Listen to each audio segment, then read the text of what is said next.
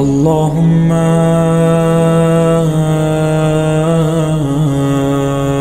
كن لولي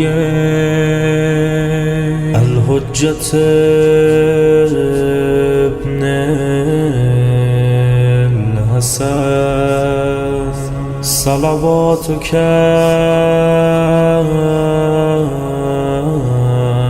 عليه وعلى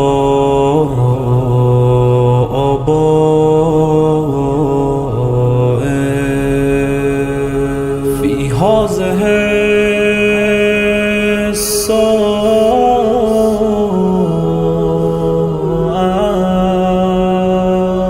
وفي كل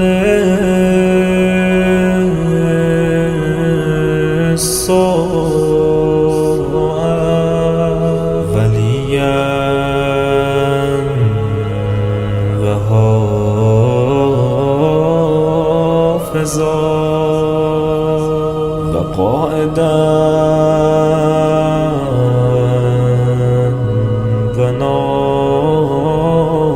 وناصرا ودليلا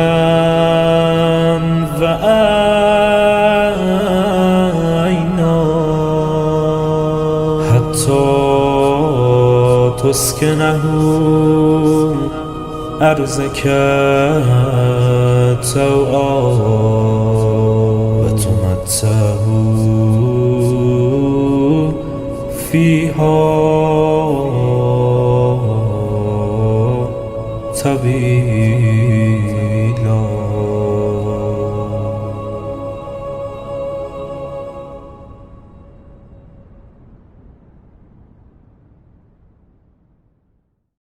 بسم الله الرحمن الرحيم. تبارك الذي بيده الملك وهو على كل شيء قدير، الذي خلق الموت والحياة ليبلوكم أيكم أحسن عملا وهو العزيز الغفور، الذي خلق 7 سماوات طباقا ما ترى في خلق الرحمن من تفاوت فارجع البصر هل ترى من فطور ثم ارجع البصر كرتين ينقلب إليك البصر خاسئا وهو حسير. ولقد زينا السماء الدنيا بمصابيح وجعلناها رجوما للشياطين وأعتدنا لهم عذاب السعير. وللذين كفروا بربهم عذاب جهنم وبئس المصير.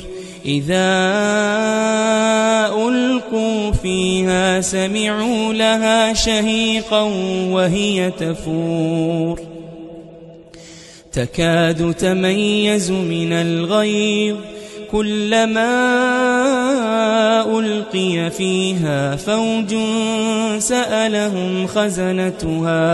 سألهم خزنتها ألم يأتكم نذير قالوا بلى قد جاءنا نذير فكذبنا وقلنا ما نزل الله من شيء إن أنتم إلا في ضلال كبير. وقالوا لو كنا نسمع أو نعقل ما كنا في أصحاب السعير فاعترفوا بذنبهم فسحقا لأصحاب السعير. إن الذين يخشون ربهم بالغيب لهم مغفرة وأجر كبير. وأسروا قولكم أو اجهروا به إنه عليم بذات الصدور ألا يعلم من خلق وهو اللطيف الخبير هو الذي جعل لكم الأرض ذلولا فامشوا في مناكبها وكلوا من رزقه وإليه النشور أأمنتم من في السماء أن يخسف بكم الأرض فإذا هي تمور أم أمنتم من في السماء أن يرسل عليكم حاصبا فستعلمون كيف نذير ولقد كذب الذين من قبلهم فكيف كان نكير أولم يروا إلى الطير فوقهم صافات ويقبضن ما يمسكهن إلا الرحمن إنه بكل شيء بصير أمن هذا الذي هو جند لكم ينصركم من دون الرحمن إن الكافرون إلا في غرور أمن هذا الذي هو جند لكم ينصركم من دون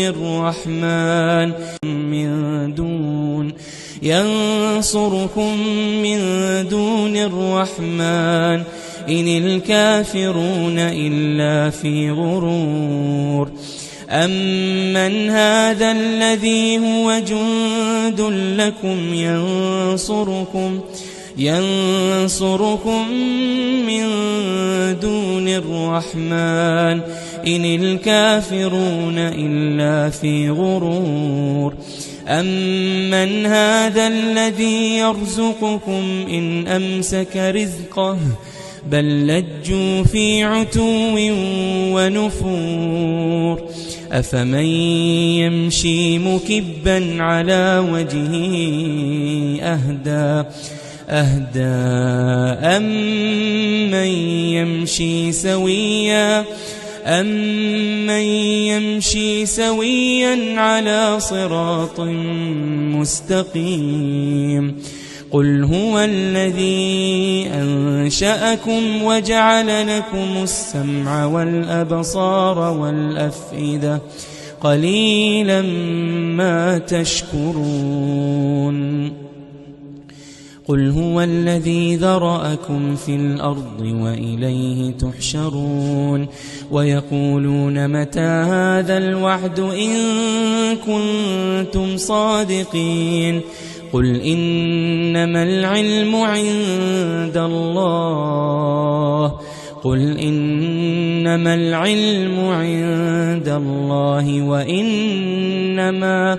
وإنما أنا نذير مبين فلما رأوه زلفة سيئت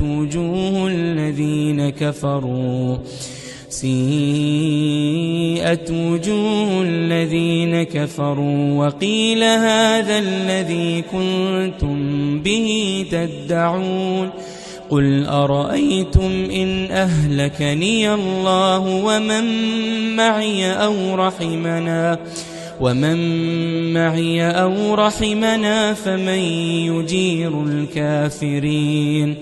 فمن يجير الكافرين من عذاب أليم قل هو الرحمن آمنا به وعليه توكلنا فستعلمون من هو في ضلال مبين قل أرأيتم إن أصبح ماؤكم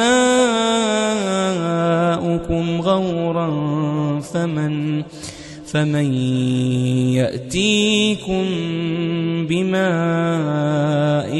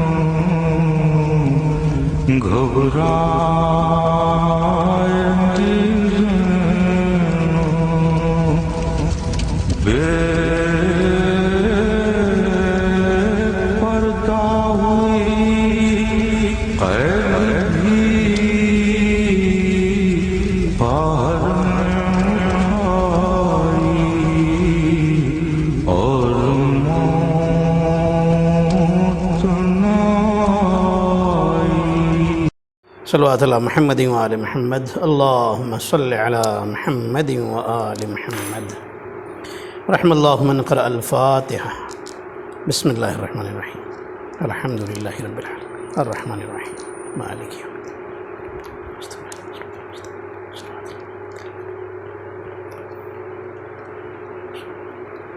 الدین لا حول ولا قوة الا باللہ العلی العظیم اعوذ باللہ من الشیطان اللعین الرجیم بسم اللہ الرحمن الرحیم الحمد للہ رب العالمین حسبنا اللہ ونعم الوکیل نعم المولا ونعم النصیر والصلاة والسلام والتحیۃ والاکرام علی رسول الثقلین جد الحسن والحسین سیدنا و مولانا حبیب الہ العالمین ابی القاسم محمد اللہم صلی علی محمد وآل محمد والصلاة والسلام وتحیۃ والاکرام علی اہل بیتہ الطیبین الطاہرین المعصومین المظلومین الغر المیامین سیما بقیت اللہ فی الارضین روح و ارواح العالمین لتراب مقدمہ الفدا اللہم عجل ولیک الفرج ولعنۃ اللہ علی اعدائہم اجمعین اما بعد فقد قال اللہ الحکیم بسم اللہ الرحمن الرحیم تبارک الذی بیدہ الملک وہو علی کل شیء قدیر الذی خلق الموت والحیاہ لیبلوکم ایکم احسن عملا۔ صلوات پڑھیں محمد اور آل محمد پر۔ اللہم صلی علی محمد و آل محمد۔ آئیے سب سے پہلے ایصال ثواب کر لیں۔ ایک مرتبہ سورہ الحمد اور 3 مرتبہ سورہ توحید کی تلاوت فرما کر مرحوم علی حسین ابن نور محمد صاحب کی روح کو بخش دیں۔ فاتحہ۔ بسم اللہ الرحمن الرحیم مالک یوم الدین۔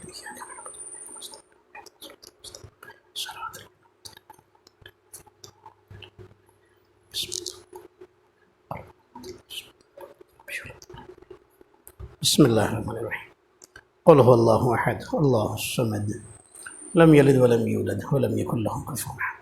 بسم اللہ الرحمن الرحیم۔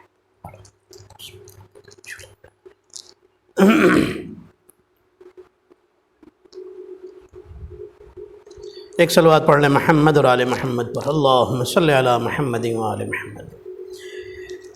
مرحوم علی حسین انکل کے 20ویں کی یہ مجلس ہے۔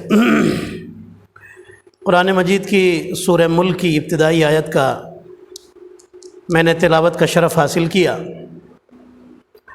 جس میں اللہ نے موت کی بات کی ہے اور یہ بتایا ہے کہ وہی وہ ہے کہ جس نے موت کو بھی پیدا کیا اور زندگی کو بھی پیدا کیا۔ خلق الموت والحیات، اس نے موت کو پیدا کیا اور زندگی کو موت کو پیدا کیا اور زندگی کو پیدا کیا۔ ہوتا یہ ہے کہ پہلے زندگی ہوتی ہے پھر موت ہوتی ہے، لیکن اللہ نے ترتیب ذرا بدل دی ہے۔ موت، اس نے موت کو پیدا کیا، زندگی کو پیدا کیا۔ آیت یہ کہہ رہی ہے موت کو پیدا کیا اور زندگی کو پیدا کیا۔ اصل میں بات یہ ہے کہ اللہ اس زندگی کو زندگی سمجھتا ہے کہ جو زندگی موت کے بعد شروع ہونے والی ہے، جس زندگی میں انسان کا فیصلہ ہوگا کہ یہ انسان کہاں رہنے والا ہے۔ عزیزان محترم، ہر انسان وہ ہے کہ جسے دنیا سے چلا جانا ہے، لیکن خوش نصیب انسان وہ ہے کہ جسے مرنے کے بعد بھی ایصال ثواب کے ذریعے سے یاد رکھا جائے۔ ہم شکر کرتے ہیں اللہ کا، توجہ رکھیے گا، شکر کرتے ہیں اللہ کا کہ اللہ نے ایسے مذہب میں پیدا کیا کہ جس مذہب میں مرنے والے کو بھی جو لوگ زندہ ہیں وہ بھولتے نہیں ہیں۔ پوری توجہ رکھیے گا۔ اہل بیت نے ہمیں بتایا ہے کہ جب تمہارا دنیا سے اگر کوئی چلا گیا تو اسے بھول نہ جانا، اچھے کام کر کے اس کو ایصال ثواب کرتے رہنا۔ الحمدللہ ہم اس مذہب میں نہیں ہیں کہ جس میں کہا جائے کہ مر گیا تو مٹ گیا، ختم ہو گیا، کوئی ایصال ثواب فائدہ نہیں دے گا۔ نہیں، ہم اس مذہب میں الحمدللہ شکر کرتے ہیں اللہ کا کہ مرنے کے بعد بھی جو لوگ زندہ ہیں وہ بھولتے نہیں ہیں۔ اہل بیت نے ایک بڑی تعلیم دی ہے، بہت بڑی چیز سکھائی ہے کہ دیکھو ہمارا چاہنے والا جب اپنے مرنے والے کو نہیں بھولتا تو جو زندہ ہیں انہیں کہاں سے بھول جائے گا۔ صلوات پڑھیں محمد اور آل محمد پر۔ اللہم صلی علی محمد و آل محمد۔ ہمارا چاہنے والا اپنے مرنے والوں کو نہیں بھولتا۔ ایصال ثواب یہ وہ چیز ہے کہ جو آپ کا رشتہ مرحوم سے باقی رکھتا ہے۔ ابھی میں اس پر بھی آؤں گا۔ ہمیں تو شکر کرنا چاہیے اللہ کا، بہت شکر ہے اللہ کے، بہت ساری چیزوں کے شکر کرنے چاہیے ہمیں۔ ایسے سب سے پہلے تو اس نعمت کا شکر کرنا چاہیے کہ ہم کو اہل بیت کے چاہنے والوں کے گھر میں پیدا کر دیا۔ کم ہے یہ بڑی نعمت؟ یہ نعمت کم ہے؟ کس کس نعمت کا شکر ادا کریں گے اللہ کا؟ کس کس اللہ کی نعمت کا شکر ادا کریں گے؟ معصوم نے بڑا پیارا جملہ فرمایا ہے۔ امام سجاد علیہ السلام فرماتے ہیں میرے اللہ سب سے بڑا تیرا شکر یہ ہے کہ تو نے مجھے شکر کی توفیق عطا کی ہے۔ اللہ اکبر، سب سے بڑا تو تیرا یہی شکر ہے کہ تو نے شکر کرنے کی توفیق عطا کی ہے۔ اگر یہی توفیق نہ دیتا تو ہم تو ان میں سے ہوتے کہ جنہیں تو نے کافر قرار دیا ہے۔ یعنی بندے کے لیے یہ امام سکھا رہے ہیں، بندہ اللہ کی بارگاہ میں اس طرح سے کہے، اس لیے کہ اللہ کہتا ہے اگر تم نے نعمتوں کو ٹھکرایا تو تم کافر بن جاؤ گے، کافر بن جاؤ گے۔ تو نعمتوں کا شکر ادا کرے۔ اب سنیے گا، پھر میں بھی آپ کو یہاں تک لے کے آؤں گا جو آیت میں نے شروع کی ہے۔ اللہ نے نبی داؤد علیہ السلام سے فرمایا کہ اے داؤد میری نعمتوں کے شکریہ کا حق ادا کرو، نعمتوں کے شکریہ کا حق ادا کرو۔ اچھا دیکھیے، اب یہ ایک چین بن جاتی ہے نا پوری۔ امام نے کیا فرمایا؟ میرے اللہ تو تیرا سب سے بڑا شکر یہ ہے کہ تو نے شکر کرنے کی توفیق دی۔ پہلے تو نعمت کا شکر، پھر جو شکریہ کی توفیق ملی ہے اس کا شکر، پھر اس شکریہ کا بھی شکر، پھر اس کا بھی شکر، پھر اس کا بھی شکر، تو پوری زندگی تو اسی میں نکل جائے گی۔ توجہ رکھیے، میں آپ کو کیا بتانا چاہتا ہوں۔ اللہ کیا کہہ رہا ہے کہ میرا شکریہ کا، اے داؤد میرے شکریہ کا حق ادا کرو۔ حق ادا کرنا سمجھتے ہیں کیا ہوتا ہے؟ پہلے یہ سمجھیے، حق ادا کرنے کا مطلب یہ ہوتا ہے میں پرابلم میں تھا، میرا ایک دوست آیا، اس نے 1000 روپے کی میری مدد کر دی، 1000 روپے کی۔ جب وہ پرابلم میں تھا تو میں نے 800 روپے کی اس کی مدد کی۔ اس نے مجھے بلایا کہ بھائی میں پریشانی میں ہوں، آئیے مدد کر دیجیے۔ میں نے 800 روپے اس کو دیے اور اس کی مدد کر دی۔ 900 روپے دیے، مدد کر دی۔ کیا حق ادا کیا؟ 100 روپے کا تو حق باقی ہے نا بھی، توجہ رکھیے گا۔ لیکن اس کو بھی ضرورت جب ہوئی تو میں نے 1000 ہی روپے کا حق ادا، اس مدد کی، تو مطلب کیا ہے؟ مدد کا حق ادا کر دیا، کمی نہیں کی۔ جتنا اس نے کیا تھا ہم نے بھی اتنا کر دیا۔ توجہ ہے آپ کی؟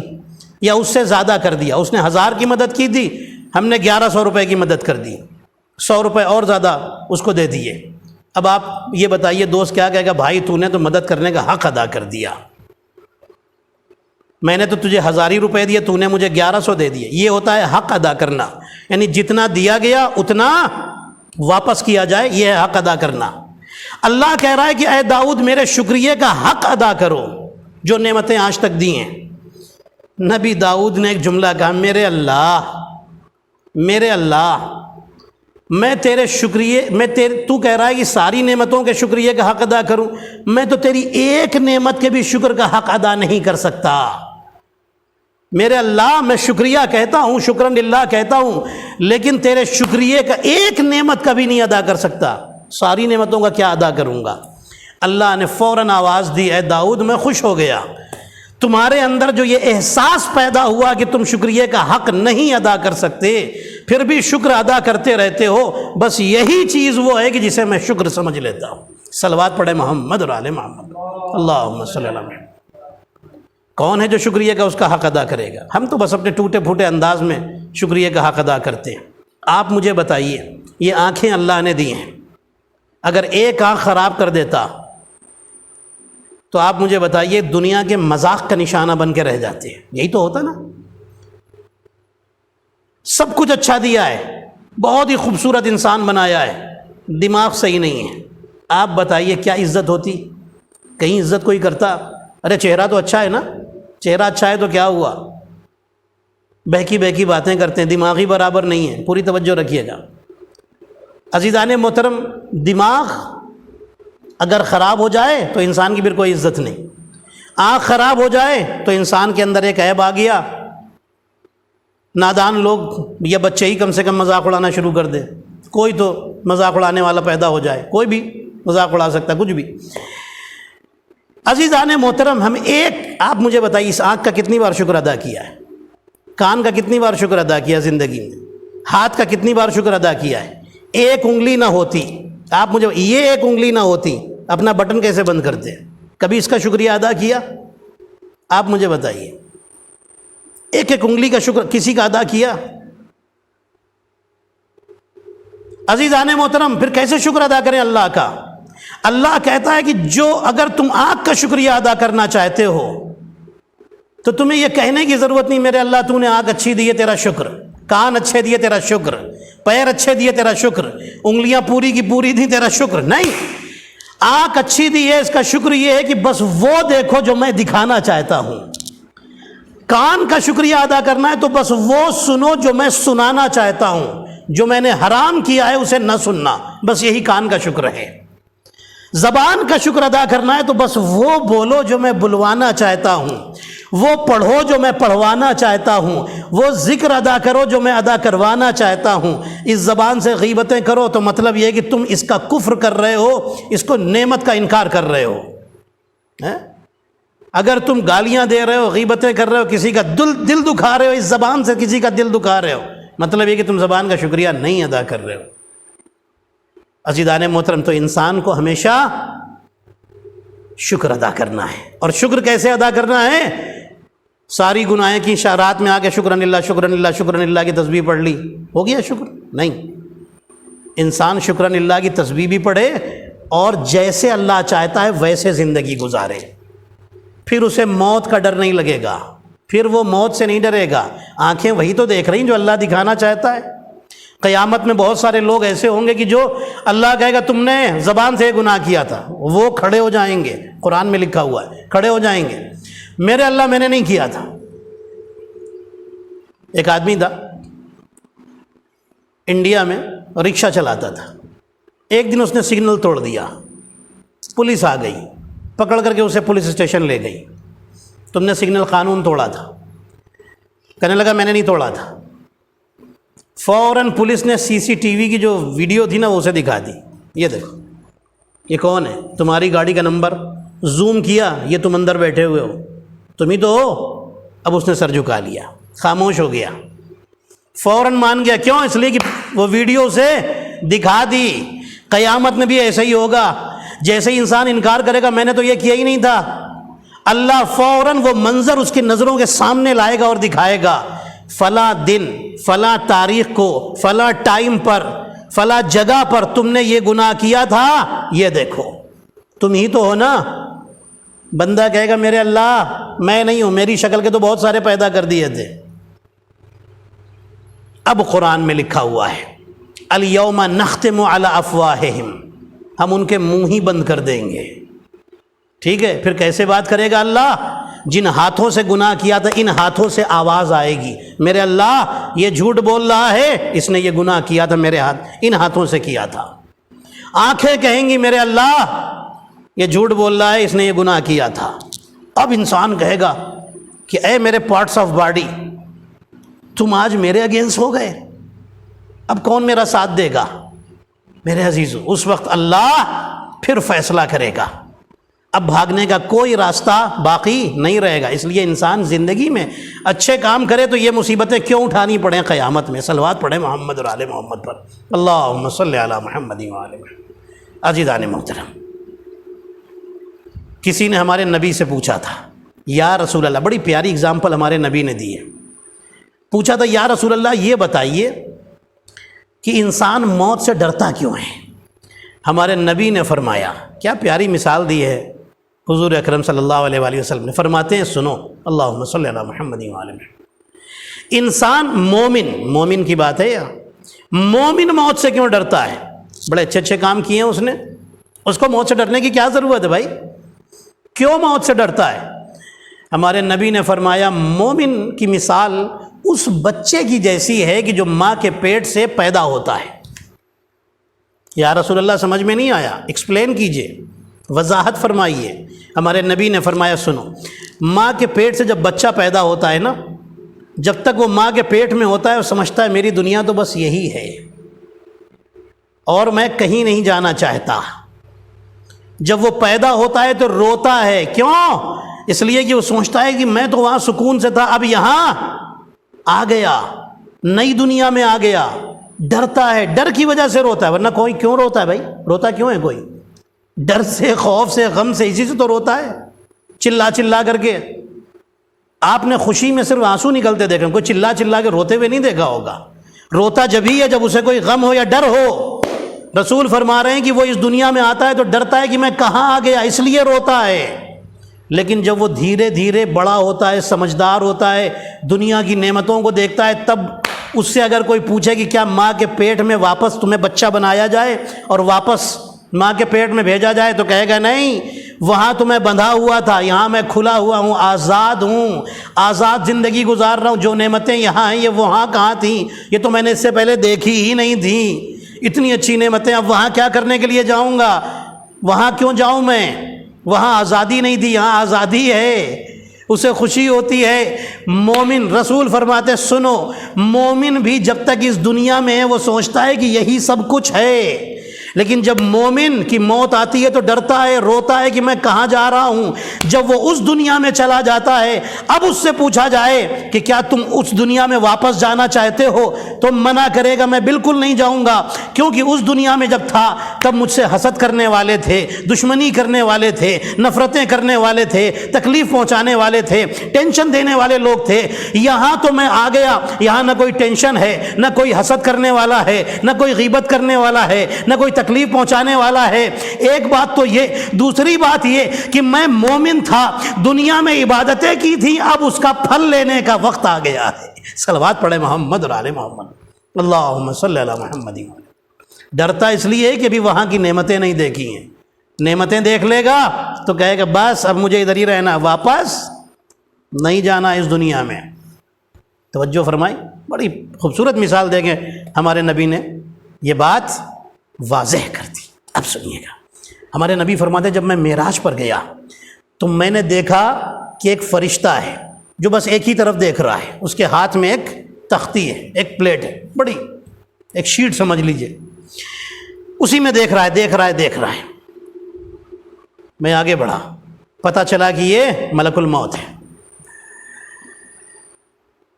میں نے پوچھا ملک الموت کیا کر رہے ہو؟ تم کیسے دنیا میں روحیں نکالتے ہو؟ کیا ہر ایک کی روح نکالنے کے لیے تم جاتے ہو؟ دیکھیے کچھ روایتیں ہیں کہ ملک الموت کے انڈر میں فرشتے ہیں، وہ اسے بھیجتے ہیں، یہ بھی روایتیں ہیں۔ کچھ روایتوں میں یہ ہے کہ ہر ایک کی روح کے لیے خود ملک الموت جاتے ہیں۔ اب سنیے گا، اس میں تعجب کون سا ہے؟ ایک وقت میں اگر شیطان کروڑوں لوگوں کو بہکا سکتا ہے اور پہنچ سکتا ہے، تو اگر ایک وقت میں ملک الموت ہر جگہ جا کے روح نکالنے تو کون سی بڑی بات ہے اس میں تعجب کی؟ کوئی تعجب کی بات نہیں ہے۔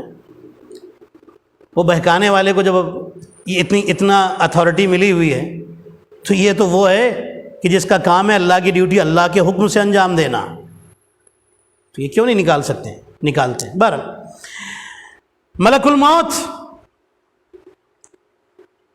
تم جاتے ہو روح نکالنے؟ ہاں جاتا ہوں۔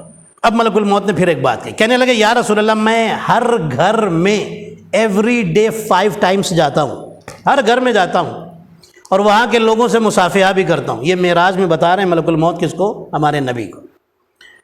وہاں کے لوگوں سے مصافحہ بھی کرتا ہوں، انہیں پتہ نہیں چلتا، میں مصافحہ بھی کرتا ہوں اور چلا آتا ہوں، اور اگر کسی کے گھر میں موت ہو اور لوگ رو رہے ہوں تو میں ان سے کہتا ہوں کہ رو، لیکن ابھی میں ایک دن آؤں گا کہ جب تم کو لے کے جاؤں گا تم پر لوگ روئیں گے، آج تم اس کے لیے رو رہے ہو کل تم پر بھی روئیں گے، جاگ جاؤ، ہوشیار ہو جاؤ، تیاری کرو، موت کے بعد کی زندگی کی تیاری کرو۔ بس یہاں پر بات ختم ہو گئی۔ اب ہمارے نبی فرماتے ہیں کہ ملک الموت ہر گھر میں 5 وقت جاتا ہے، اور جب مومن کو اول وقت نماز پڑھتا ہوا دیکھتا ہے کہ یہ اول وقت نماز پڑھ رہا تھا تو بڑا خوش ہوتا ہے، اور پھر یہ ملک الموت جب اس مومن کا جو اول وقت نماز پڑھتا تھا 5 وقت کی، جب اس مومن کی موت کا وقت آتا اس وقت شیطان پوری طرح سے اٹیک کرتا ہے اس بندے پر کہ یہ یہاں سے کسی طرح کافر بن کے جائے، مومن بن کے نہ جائے، ورنہ جنت میں چلا جائے گا، جب مجھ سے جنت چھوٹ گئی تو پھر یہ جنت میں کیوں جائے؟ شیطان تو یہی چاہتا ہے نا۔ ہمارے نبی فرماتے ہیں کہ شیطان اٹیک کرتا ہے مومن پر آخری ٹائم پر اور اس کے ایمان کو بدل دیتا ہے، ہم کو پتہ ہی نہیں چلتا، ہم سمجھتے ہیں کہ بڑے مومن دنیا سے گئے اور وہ نہ جانے کیا بن کے جا رہے ہیں۔ رسول فرماتے ہیں کہ جو انسان اول وقت نماز پڑھتا ہے، ملک الموت آخری وقت میں اس کے قریب آتا ہے اور آگے شیطان کو دور بھگا دیتا ہے، شیطان اس کا ایمان نہ چھیننے پائے، اس کے ایمان کو برباد نہ کرنے پائے، آ کر کے ملک الموت اسے بچا لیتے ہیں، اور ملک الموت اس سے کہتے ہیں تو کلمہ پڑھ اور مومن بن کر کے دنیا سے رخصت ہو جا۔ آخری وقت میں کلمہ تو پڑھا ہی جاتا ہے نا، اگر مومن کو ہر ایک کو یاد رکھنا چاہیے، اشہد ان لا الہ الا اللہ واشہد ان محمدا عبدہ ورسولہ واشہد ان علی امیر المؤمنین واولادہ المعصومین حجج اللہ۔ اگر اتنا پڑھ سکتا ہے پڑھے، انسان یاد کرے، انسان دنیا سے مومن ہو کے جائے، دنیا سے مسلمان بن کے جائے، اور یہی تو قرآن بھی کہہ رہا ہے وَلَا تَمُوتُنَّ إِلَّا وَأَنْتُمْ مُسْلِمُونَ، دیکھو مسلمان بن کے مرنا، یہ قرآن کی آیت ہے۔ تو جب انسان اول وقت نماز، اب اس بات کو یہاں سے ملا لیجئے، پورا ملا لیجئے، کنکلوژن نکل آئے گا، اول وقت نماز پڑھے گا تو پھر مومن بن کر کے مسلمان بن کے دنیا سے جائے گا۔ عزیزان محترم، اور نماز ولایت اہل بیت، محبت اہل بیت کے ساتھ ہونی چاہیے۔ اہل بیت کو چھوڑ کر کوئی عبادت نہیں ہے، اہل بیت کے ساتھ جو ہوتی ہے وہی عبادت ہوتی ہے۔ اس کا ایک پروف دے دوں آپ کو، جب ہمارے نبی سجدے میں تھے، حسین پیٹھ پر آ کر بیٹھ گئے، رسول اللہ کہہ دیتے حسین دیکھو مسجد میں آنا، میرے پیٹھ پر نہ بیٹھنا، نماز کے وقت نہ بیٹھنا، توجہ رکھیے گا، نہیں کہا۔ یا حسین انتظار کر لیتے کہ نانا نماز ختم کر لیں پھر میں پیٹھ پر بیٹھ جاؤں، پشت پر سوار ہو جاؤں، نہ حسین نے انتظار کیا نہ رسول نے ایسی بات کہی۔ حسین پیٹھ پر بیٹھے رہے، رسول کا سر سجدے میں ہے، پیچھے سارے مسلمان سب کے سر سجدے میں ہیں، رسول سر اٹھانا چاہتے ہیں، جبریل نے آ کے روکا اور کہا یا رسول اللہ، گھٹنے پر ہاتھ رکھا رسول کے اور کہا یا رسول اللہ رکے رہیے، سبحان اللہ سبحان اللہ سبحان اللہ پڑھتے رہیے، حسین جب تک خود نہ اتر جائے۔ رسول نے دنیا کو میسج دے دیا کہ یاد رکھو میں حسین کے بغیر عبادت نہیں کرتا، حسین کے ساتھ عبادت کرتا ہوں۔ صلوات پڑھے محمد و آل محمد پر، اللہم صلی علی محمد و آل محمد۔ عزیزان محترم، حسین کو چھوڑ کر عبادت نہیں ہوتی، حسین کے ساتھ عبادت ہوتی ہے، اہل بیت کے ساتھ۔ ہمارے نبی کی محبت، ان کے اہل بیت کی محبت دل میں ہو، آپ عبادت کریں، فرشتے لے کر کے عرش پر جائیں گے۔ عزیزان محترم، اور ان کی محبت کیوں نہ واجب ہو؟ اس لیے کہ انہوں نے تو نماز کو بچایا ہے، انہوں نے تو ساری عبادتوں کو بچایا ہے، انہوں نے تو قرآن کو بچایا ہے، انہوں نے تو اللہ کے ذکر کو بچایا ہے۔ کربلا کا میدان ہے، تاریخ میں لکھا ہے، ایک عالم دین نے ایک جملہ کہا کہ حسین پر کربلا میں 2 ٹائم بڑے مشکل تھے، بہت مشکل تھے۔ ہمارا مولا 2 وقتوں میں بڑا مظلوم تھا۔ پہلا وقت وہ تھا کہ جب حسین اکبر کی لاش، اکبر کے قریب پہنچے تھے، زخمی اکبر کے قریب پہنچے تھے، وہ وقت حسین کے لیے بڑا مشکل تھا۔ اسی لیے تو میر انیس نے کہا کہیں اٹھے تو کہیں شاہ مشرقین گرے، لکھا یہ ہے کہ 72 جگہ حسین گرے، اپنے بیٹے کے جنازے پر، اپنے بیٹے کے قریب پہنچے، زخمی بیٹے کے قریب حسین گرتے پڑتے پہنچے ہیں۔ پہلی منزل اکبر کے قریب پہنچنا، اور دوسری منزل جب حسین اصغر کا جنازہ لے کر خیمے کی طرف چلے ہیں، سوچ رہے تھے کہ ایک ماں کو اس کے ننھے بچے کا جنازہ کیسے دکھاؤں گا، اس کے گلے پر تیر لگا ہوا، تیر کا نشان ہے، گلا زخمی ہے، بچہ دنیا سے جا چکا ہے، میں کیسے دکھاؤں گا۔ حسین 7 بار آگے بڑھے، 7 بار پیچھے ہٹے، انا للہ و انا الیہ راجعون۔ بڑا سخت مرحلہ تھا حسین کے لیے، بڑی مشکل گھڑی تھی حسین کے لیے۔ عزادارو، وہ عالم دین کہتے ہیں کہ حسین شاید 2 ہی باتیں سوچ رہے تھے کہ میں علی اصغر کے جنازے کو اگر میدان میں رکھ دوں تو میری شہادت کے بعد گھوڑے دوڑائے جائیں گے، یہ چھوٹا سا نازک سا بچہ گھوڑے کے پیروں کو برداشت نہ کر پائے گا۔ اور دوسری بات حسین سوچ رہے تھے اگر میں اس کے جنازے کو خیمے میں رکھ دوں تو شام غریبہ میں خیمے جلائے جائیں گے، میرا بچہ کہیں سے آگ اس کے قریب نہ پہنچ جائے۔ عزادارو، تاریخ میں لکھا ہے کہ ہمارا مولا حسین بچے کو خیمے کے پیچھے لا کر دفن کر دیتا ہے۔ تاریخ کہتی ہے رباب ہمیشہ جب واپس شام سے آ گئی نا، رباب اپنے کپڑے میں کوئی چیز چھپائے رہتی تھی، اپنے ساتھ کوئی چیز چھپا کر کے رکھتی تھی۔ تاریخ میں لکھا ہے دھوپ میں بیٹھتی تھی، امام زین العابدین آئے، فرماتے ہیں اماں آپ سائے میں تشریف لے جائیے۔ عزادارو، رباب کہتی ہے بیٹا تم امام وقت ہو، تم زمانے کے امام ہو، زمانے کے امام کی بات ماننا ضروری ہے، لیکن میں کربلا میں اپنے مولا حسین سے وعدہ کر کے آئی تھی جب تک زندہ رہوں گی میں دھوپ میں بیٹھوں گی، سائے میں نہ بیٹھوں گی۔ ایک طرف امام سے وعدہ ہے اور ایک طرف امام کا حکم ہے۔ بس یہ کہہ کر کے اٹھی، جیسے ہی سائے میں قدم رکھا ایک جملہ کا میرے اللہ میرے وعدے کی لاج رکھ لے۔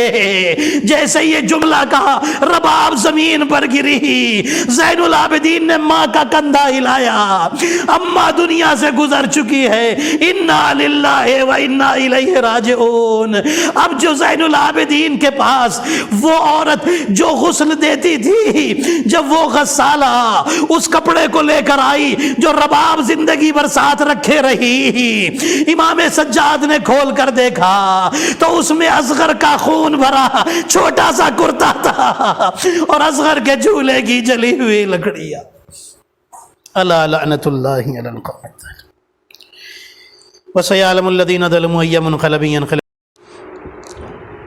الہی بحق زہرا ابیہا و بعلہا و بنیہا والسر المستودع فیہا، میرے اللہ تجھے محمد اور آل محمد علیہ السلام کا واسطہ ہم سب کی اس قلیل عبادت کو قبول فرما، ہمارے کثیر معاصی کی مغفرت فرما، جو بیمار انہیں شفاء کامل عطا فرما، اس مجلس اعزا کا ثواب مرحوم علی حسین انکل کی روح کو عطا فرما۔ میرے اللہ ان کے تمام اعزا و اقارب، ان کے لواحقین کو، بالخصوص ان کے برادر عزیز ہمارے محترم یوسف بھائی اور مرحوم علی حسین انکل کی اہلیہ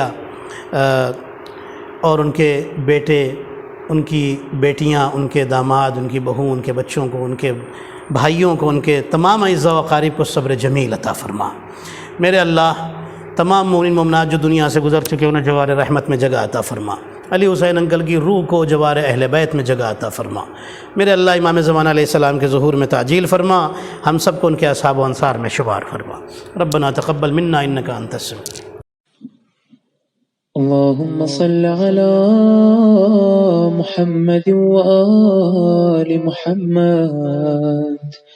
السلام عليك يا رسول الله، السلام عليك يا نبي الله، السلام عليك يا أمير المؤمنين، السلام عليك يا فاطمة الزهراء سيدتي نساء العالمين، السلام عليك يا أبا محمد الحسن المجتبى، السلام عليك يا حسين بن علي الشهيد بكربلاء، السلام عليك يا علي بن الحسين زين العابدين، السلام عليك يا محمد بن باقر علوم النبيين، السلام عليك يا جعفر بن محمد الصادق، السلام عليك يا موسى بن جعفر الكاظم،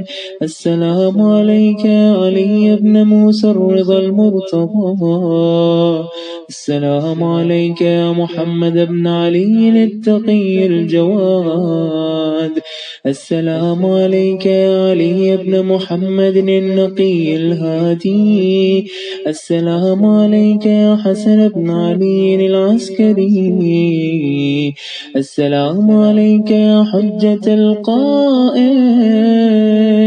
يا صاحب العصر والزمان. الأمان الأمان الأمان من فتن الزمان. السلام عليك يا شريك القرآن، كعبة الإيمان، إمامنا وإمام الإنس والجان. عجل الله تعالى فرجك، وسهل الله تعالى مخرجك، وظهور الأمر ورحمة الله وبركاته.